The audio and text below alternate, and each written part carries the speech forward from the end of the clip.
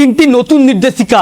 যদি মে এবং জুন মাসের টাকা আপনার অ্যাকাউন্টে এখনো ঢুকে না থাকে, যদি আপনি অনলাইন অথবা অফলাইনে অন্নপূর্ণা ফর্ম ফিল আপ করে থাকেন, আর আপনিও যদি মে এবং জুন মাসের টাকাটা পেতে ইচ্ছুক হয়ে থাকেন, তাহলে জানা আপনার জন্য অত্যন্ত জরুরি। অতি স্বল্পক্ষণের ভিডিও, মোটো স্কিপ না করে শেষ পর্যন্ত দেখবেন। আলোচনা শুরু করার পূর্বে আপনাদের কাছে একটা রিকোয়েস্ট, ভিডিওটিকে অবশ্যই একটি লাইক করে জনস্বার্থে প্রচুর শেয়ার করবেন, কারণ আপনার একটা শেয়ার দ্বারা অন্যজনের জানতে অনেকটাই সুবিধা হবে। চলুন দেখে নেওয়া যাক বিস্তারিত। তো ফ্রেন্ডস, 1 জুন থেকেই সারা রাজ্য জুড়ে অনলাইনে শুরু হয়ে গেছে অন্নপূর্ণার আবেদন। ইতিমধ্যে কয়েক লক্ষ মহিলা অন্নপূর্ণা আবেদনও করে ফেলেছে। অন্যদিকে আবার গত 15 তারিখ থেকে গোটা রাজ্য জুড়ে বিভিন্ন ব্লক ভিত্তিক শুরু হয়েছে জনকল্যাণ শিবির ক্যাম্প, যে ক্যাম্পেও কিন্তু অন্নপূর্ণা যোজনার আবেদনপত্র চলছে। এর মধ্যেই প্রথম এবং দ্বিতীয় কিস্তির টাকা অনেক মহিলার অ্যাকাউন্টে ঢুকে গিয়েছে। রাজ্যে এখনো পর্যন্ত যোগ্য অথচ এমন অনেক মানুষ রয়েছে যারা প্রথমের দিকে আবেদন করে রেখেছে, অথচ এখনো পর্যন্ত তাদের অ্যাকাউন্টে কোনো রকম টাকাই ঢোকেনি। শুধু যে অন্নপূর্ণা তা নয়, অন্নপূর্ণার সাথে টাকা ঢোকেনি বিধবা ভাতায়, টাকা ঢোকেনি বার্ধক্য ভাতায়, টাকা ঢোকেনি মানবিক প্রকল্পে অর্থাৎ প্রতিবন্ধী ভাতাতেও।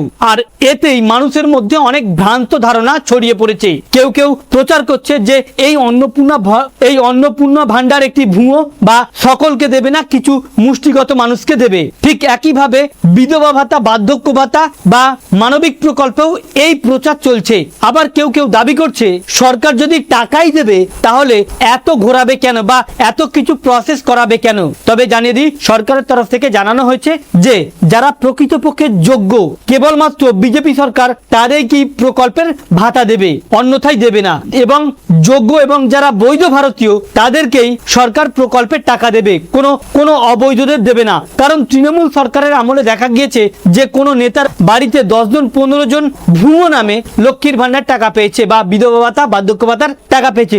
ওই সিস্টেমটা কিন্তু এই বিজেপি সরকারের আমলে হবে না। তাই প্রত্যেকের আবেদনপত্র নেওয়া হচ্ছে এবং চিরুনি তল্লাশি করে প্রত্যেককেই টাকা দেওয়া হবে, যা আপনারা অনেকেই বুঝতে পেরেছেন। তবে ইতিমধ্যে জানানো হচ্ছে যারা যারা আবেদন করবে তারা প্রত্যেকেই কিন্তু এই টাকা পাবে না।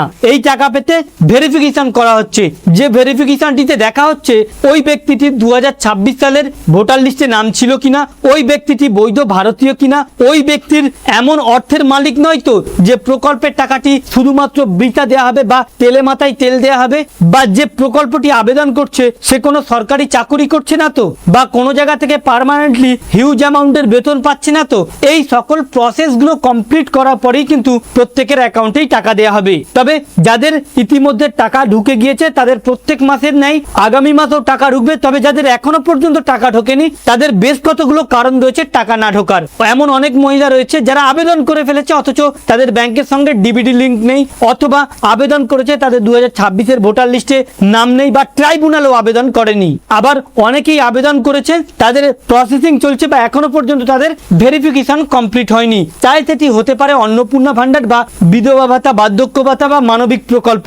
এই ভেরিফিকেশন কমপ্লিটের পরেই কিন্তু তাদেরকে টাকা দেওয়া হবে। আগামী 90 দিনের মধ্যেই প্রত্যেকের অ্যাকাউন্টেই টাকা দেওয়া হবে। তবে এই 1 জুন থেকে যারা টাকা পাচ্ছে না অথচ যোগ্য আবেদন করার পরেও তাদের যদি আগামী মাসে টাকা ঢোকে তাহলে কিন্তু 2 মাসের একত্রে তাদেরকে টাকা দেওয়া হতে পারে, এমনটাই দাবি করা হচ্ছে। তবে প্রত্যেককেই জানাবো যারা অন্নপূর্ণার জন্য আবেদন করেছেন, অথবা বিধবা ভাতা হোক, বার্ধক্য ভাতা বা মানবিক প্রকল্প, প্রত্যেক প্রকল্পের জন্য কিন্তু সকলেই ব্যাংক অ্যাকাউন্টটা চেক করে রাখবেন, অর্থাৎ ডিবিটি লিঙ্কটা চেক করে রাখবেন। সাথে ব্যাংকে যে নাম, আধার কার্ডে যেন ওই একই নাম থাকে, কোনো রকম স্পেলিং মিস্টেক বা অন্য কিছু গন্ডগোল না থাকে, এবং 2026 সালে ভোটার লিস্টে যেন থাকে নাম।